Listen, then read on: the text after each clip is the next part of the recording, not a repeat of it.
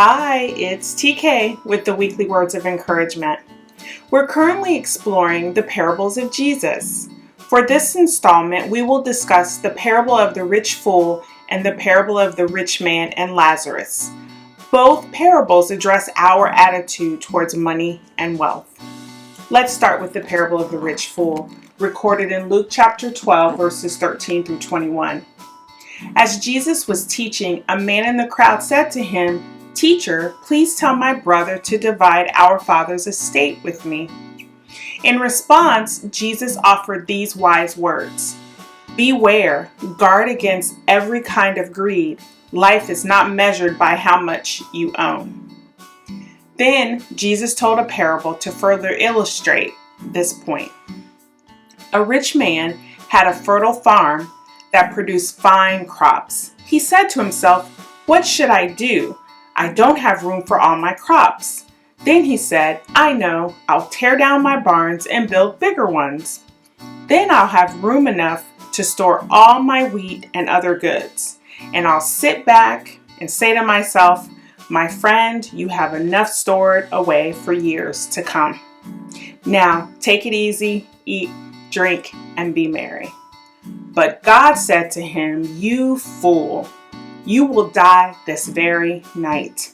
Then who will get everything you worked for?'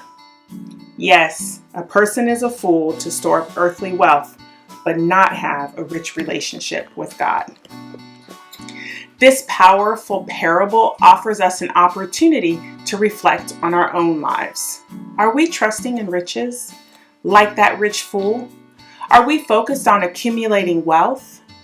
Do we spend more time and energy building our bank account balance, growing our investments, and expanding our real estate portfolio than we do praying, reading our Bible, and fellowshipping with other believers so we can strengthen our relationship with God? Do we recognize God as the source of our financial resources?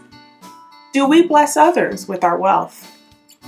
Are we more concerned with amassing material possessions here on earth than where we will spend eternity after we die? These are important questions we need to ponder. I love how Dr. Tony Evans drives this point home in his Bible commentary. The man's wealth is not the issue here. It's that he hoarded it for himself, with no thought of God or the temporal nature of life. Though he was physically rich, he was spiritually poor. He had everything except God, which means he had nothing. The parable of the rich fool reminds me of the words of Jesus recorded in Mark chapter 8, verse 36. "And what do you benefit if you gain the whole world but lose your own soul? Is anything worth more than your soul? You can have all the wealth in the world, but still spend eternity separated from God." Sobering thought, right? This is a great transition point to the parable of the rich man and Lazarus. In this parable, the rich man died and he faced the reality of a tormented eternity in hell. Now, while they were alive, the rich man and Lazarus lived very different lives. There was a societal chasm between them.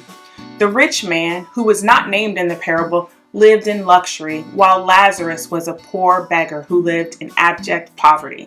He longed for the scraps from the rich man's table. When Lazarus died, angels carried him to heaven, where he sat beside Abraham, the Jewish patriarch. But the rich man ended up tormented in hell. Like their time on earth, the rich man and Lazarus had very different experiences in eternity. But this time, there was a literal chasm between them, one that no one could cross. Somehow, the rich man could see Lazarus sitting beside Abraham, and he cried out, "Father Abraham, have some pity. Send Lazarus over here to dip the tip of his finger in water and cool my tongue. I am in anguish in these flames." But Father Abraham was having none of that. "Son, remember, During your lifetime, you had everything you wanted, and Lazarus had nothing. So now he is here being comforted, and you are in anguish. In his lifetime, the rich man could have helped Lazarus, but he didn't. He didn't even offer Lazarus food from his table. Let me be clear. The rich man did not end up in hell because of his wealth. He ended up in hell because of what he did and didn't do with his wealth. We should ask ourselves what we're doing with our wealth. Are we hoarding it selfishly or sharing it generously? It was too late for the rich fool and the rich man who both died, but it's not too late for us to change our ways when it comes to wealth. Let's sincerely ask God to reveal to us how to have a healthy relationship with riches so we can hold wealth with an open hand rather than a closed fist. P.S. Eternity is real. I want to encourage you to 1. Recognize you are a sinner in need of a Savior, and if you haven't already done so, accept the free gift of salvation offered by Jesus so you can be assured of spending eternity with Him. And 2, share the gospel with others so they can experience eternity in the presence of God rather than separated from Him in the torment of hell. I pray you have a blessed week, and I look forward to seeing you next time. Bye.